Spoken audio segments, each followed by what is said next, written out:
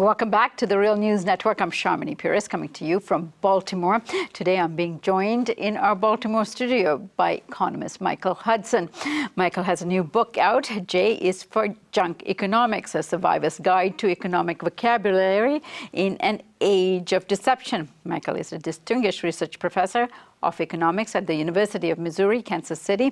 Thanks so much for joining us, Michael. Good to be here in your Baltimore studio. Thank you. And so, Michael, in the first segment, we spoke more generally in terms of how people are misled through our policymakers in Washington in particular. But give us some specific examples of some of the terms used to mislead us. Well, take the word capital gains. People originally think capital gains, you have the image of industry growing and innovation taking place.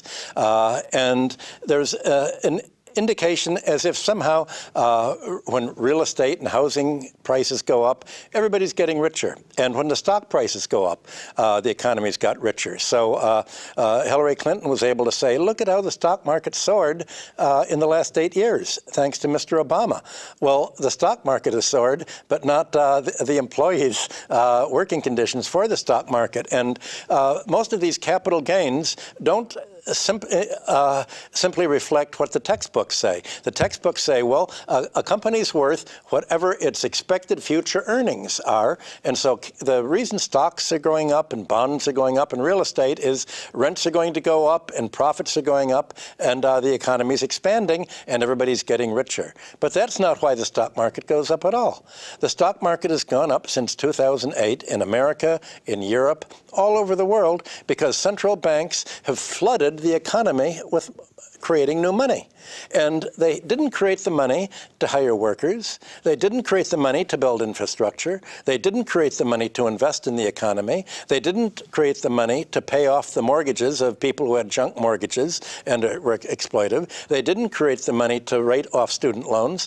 All the money that was created, every penny, was created to give to the banks, to the Wall Street banks at 0.1% interest, to create reserves at the Federal Reserve so that the banks could then lend out money. And what did they do to, who did they lend it to? Well, they lent to corporate raiders. So part of the reason the stock market has gone up is that corporate raiders have borrowed very inexpensively, 1%, say, from a bank, and bought companies whose dividend rates are 3% or 4 or 5%, and they get what's called the arbitrage, the difference. So all of a sudden, you have them take over a company with borrowed money. As a result of paying interest to the banks on this borrowed money, you don't have to pay income tax on it because this is counted as a cost of doing business, not a cost of takeover. The first thing they do is tighten working conditions. They work the labor harder. They let the labor force go.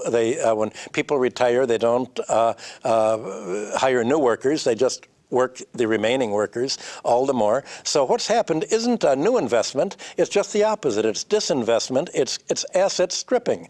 And what creates the stock market going up is not capital formation, it's asset stripping.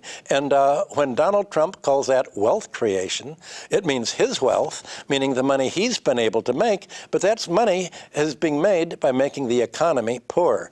So when people talk about the economy, they have to realize that it's actually many layers.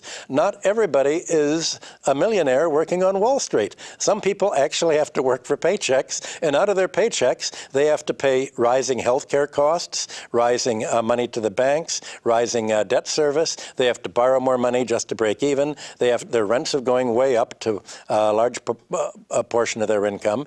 And so what people are actually left with to spend is maybe 25 to 30% of their income on goods and services after paying taxes and after paying the FIRE sector, finance, insurance, and real estate, whether it's housing insurance or mortgage insurance. So there's an idea of distracting people. Don't think of your condition. Think of how the overall economy is doing, but don't think of the economy as an overall unit. Think of the stock market is the economy. Think of the rich people as the economy. Look at the yachts that are made. Somebody's living a lot better. couldn't it be you? Well, they don't explain why it's not you. And the reason they're living better is what used to be called a transfer payment, something that is not really earned, but it's just a transfer of income.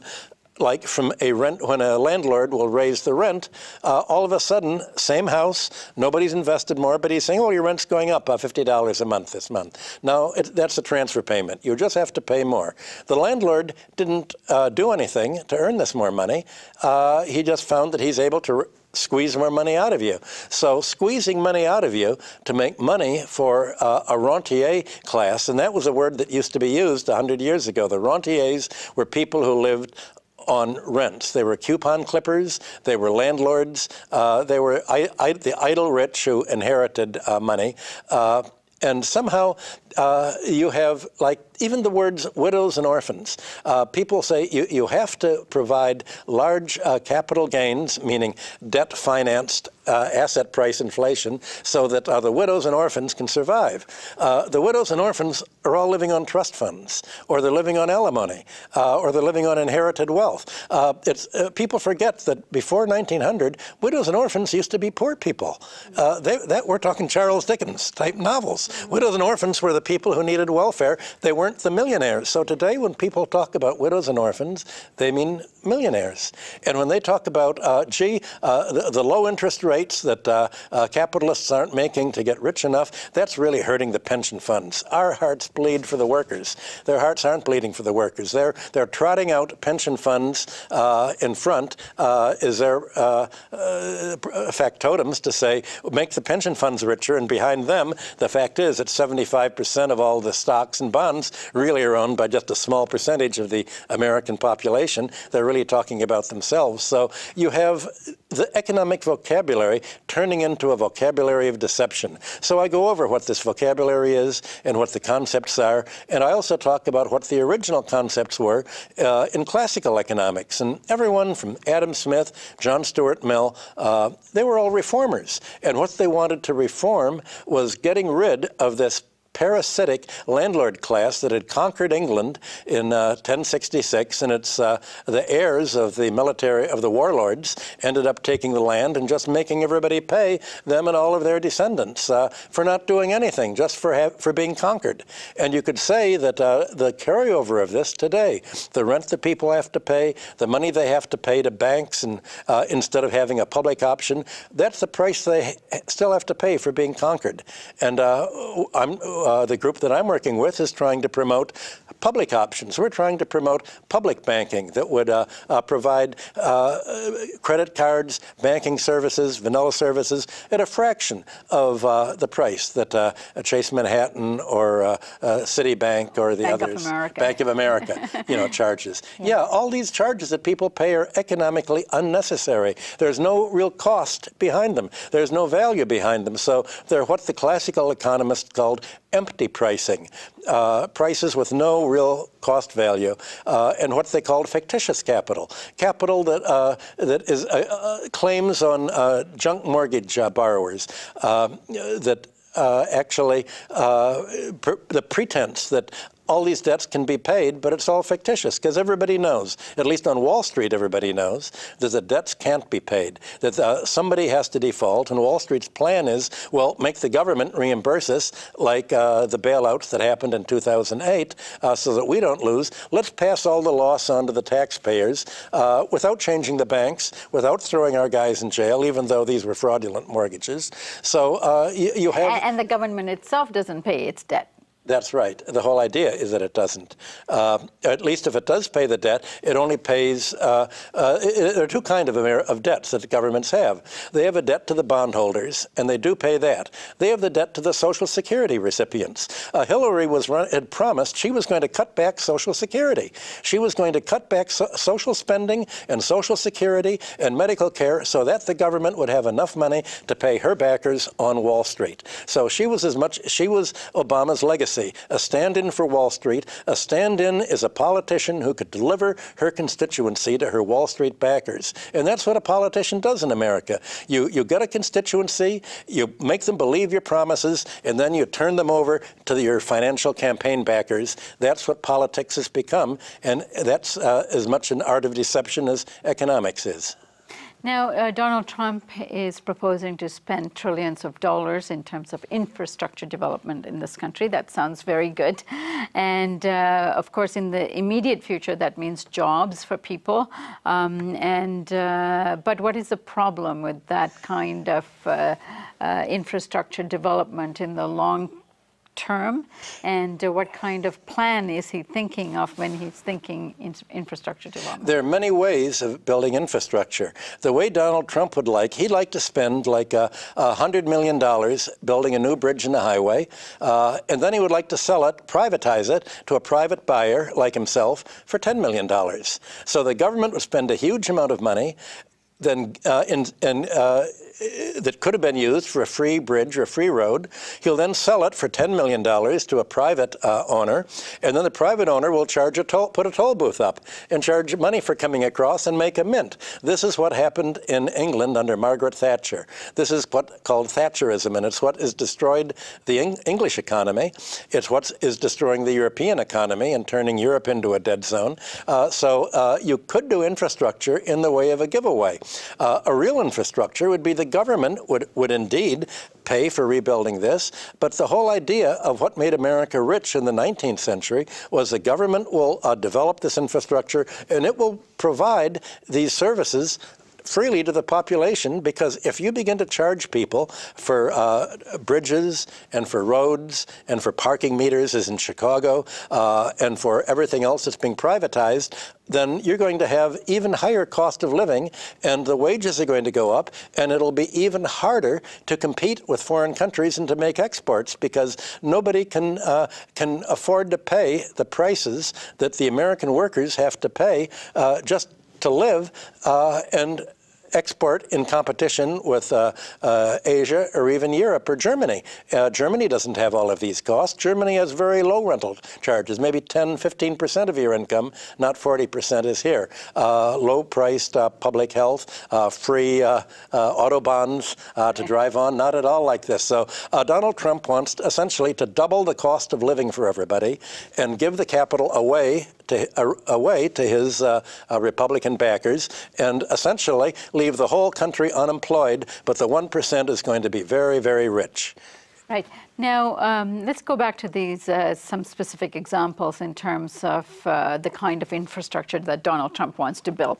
So he wants to build new airports. He says our airports are outdated. Absolutely. He wants to build new roads and new bridges and build a wall over the U.S.-Mexico border. All of these are considered infrastructure. In the past, we've been told that public-private partnerships are actually a good thing. It even sounds good, public-private partnerships for the betterment of society, but it really isn't. And in terms of myth-making, where does this take us? The word public-partnership, it's really a one-way partnership. It's the private tells the government what to do. All of the costs are borne by the government. All of the risks and the profits go to the private sector. It really means we're creating an opportunity for banks to make a killing on making loans. For all of this will be financed by bank credit that banks are going to, or bondholders are going to be paid very high interest rates on. The government could create all this money the same way banks do. The government has computer keyboards, which is how a bank creates money. They could create their own money without having to pay interest to anyone.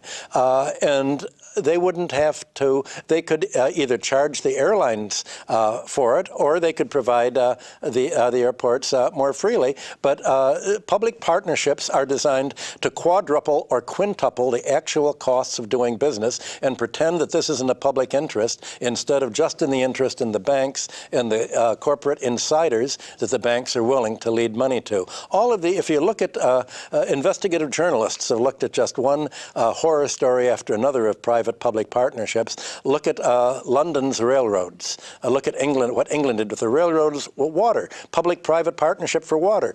People now have to pay huge amounts just to get water in England that used to be free. Same thing, the transportation quality goes down, the price goes way up, so the partnership is very exploitative. We're not talking about an equal partnership. We're talking about a dominant, submissive, sadomasochistic partnership.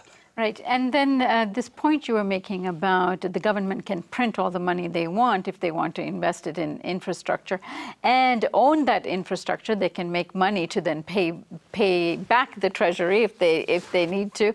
But instead, they are going to borrow the money from these banks and then be indebted. So is in this kind of debt a bad thing? Well, the debt is bad when you have to repay it. All new money is a kind of debt. All money is created on a computer, and you can look at it in terms of a balance sheet. When you when a bank, you go into a bank and you want a loan, the bank will give you a bank deposit, and you'll sign a promissory note. So the bank has an asset, and you have a debt to the bank, and you can spend your deposit anyway. But the bank charges money for all of this. The government can do the same thing. The Federal Reserve and the Treasury. The Treasury can just issue a $1 trillion coin, for instance. Give it to the Federal Reserve, and the Fed can issue notes about it. And you could call the coin whatever you want. It's all constitutional because you can assign any level, price you want to a coin. All money is just created artificially. So it's a monopoly. It's a legal privilege. And for thousands of years, from Mesopotamia through Greece and Rome, all the money was created by the temples to make sure that it was honest money. But it was all privatized, after over thousands of years of history. And now banks charge for something that the government can do for free. Michael, for Donald Trump and the Republicans, they're against creating debt, aren't they? No. They know that most people are afraid of going into debt, because if you go into debt, you actually have to repay it.